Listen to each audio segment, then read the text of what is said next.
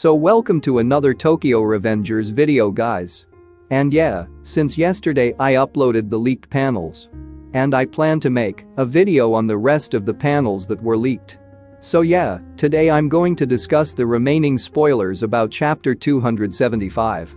You guys all already saw the previous spoiler video in my channel, in which we talked about some major events that happened in that story, which has literally shook the whole Tokyo Revengers fandom from its core.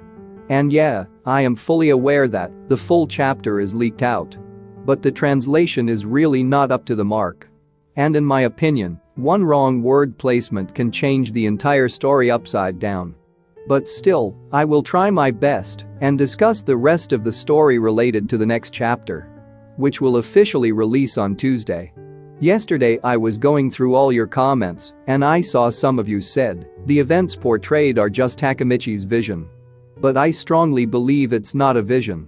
And also, some others said that even though he died, he will manage to time travel back to the past. Well, I see where this is coming from, as there could be a possibility of Takamichi going back to the past, as the condition of time leaping is to have strong intentions to save someone who is very close to you and be on the verge of death and die. Since Takamichi does have immense willpower to save Mikey, he might time travel back to the past just moments before his death.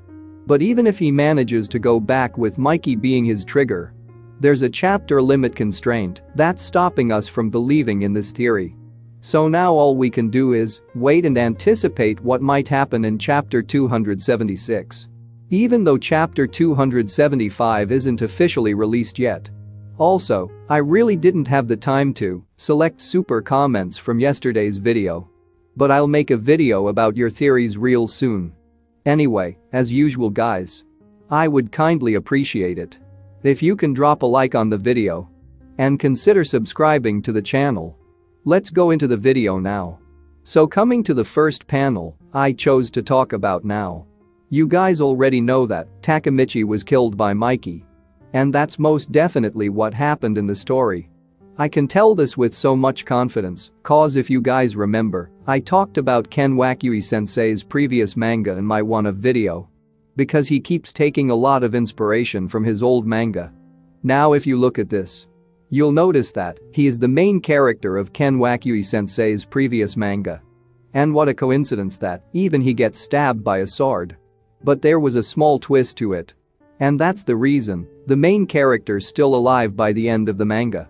Ken Wakui-sensei told us the reason. It is because his main character from the old manga is an immortal character. And so he survived in the end.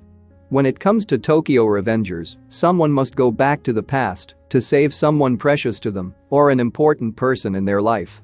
We don't know what'll happen in the next 3 chapters. But it's not enough to explain more things. I really wish Tokyo Revengers didn't end so soon so abruptly. We can't say whether someone will go back in past to save Takamichi or not. But after going through the leaked pages, I got a theory. In them, we saw Mikey is holding Takamichi hands at one point. In my last video, I said it could be a trigger sort of stuff, but I have another point of view about it too. This scene reminds me of that particular scene where Shinichiro passed his time-traveling power to Takamichi in the park 13 days before Shinichiro passed away. So, there's a possibility that Takamichi can be saved if Mikey become the time leaper. Because we saw Mikey realize his mistake and show his weaknesses to others. Also, at least he got his long-awaited freedom from the dark impulse, which was a physical manifestation of the curse the old man gave to Shinichiro. So now if he has time-leaping ability, Mikey might go back to the past and save Takamichi from dying. Maybe he'll create an incident where they never meet with each other in the first place, where they are unknown strangers to one another and both lead a normal life. But I'm not sure about anything. Nothing at this point is predictable. And yeah, Ken Wakui-sensei did take some inspiration from his previous manga. But he'll not do the same thing again.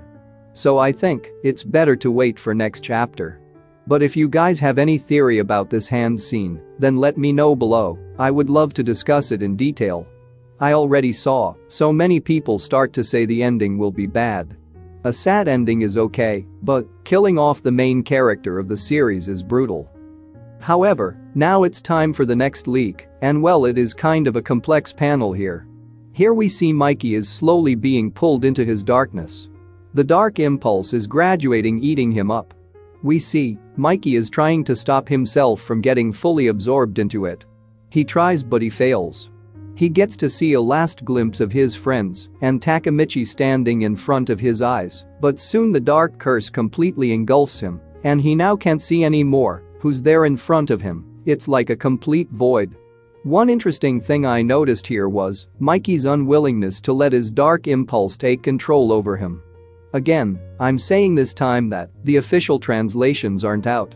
So I'm not sure what he said exactly, but as far as I know, Mikey was restraining himself from going berserk. But then we get to see the invincible Mikey in full beast mode. And his eyes are drawn in white to symbolize that his eyes are blank and his emotions are not under his control anymore. What I really liked about this panel is how Mikey had a slight devilish grin, which makes him the real deal of the series. I'll be able to tell you more about this panel after the chapter is out. So the last panel we will talk to in today's video is this one. In this panel, while Mikey is fighting with Takamichi, he tells him that Baji, Shinichiro and Emma, all three of them died because of this curse. However, we know why Shinichiro died because of the curse. It was karma, a direct consequence of sin and punishment. We also know how Kazutora unknowingly was affected by the curse after he hit a fatal injury at Shinichiro's head. So, in order to save Kazutora from Mikey's uncontrollable rage, during the Valhalla arc, Baji killed himself so that Mikey doesn't blame Kazutora for Baji's death. And that makes Baji an indirect victim of the curse as well. But one thing that's bugging me is, why did Mikey say Emma died because of the curse? Because as far as I know, Emma was killed by Kasaki.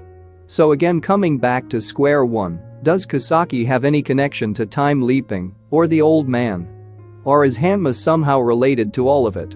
So many things are still unanswered. And I'm hoping we get all our answers in the upcoming chapters. So anyway, if you guys like this video, hit the like button and don't forget to subscribe. And good luck to all.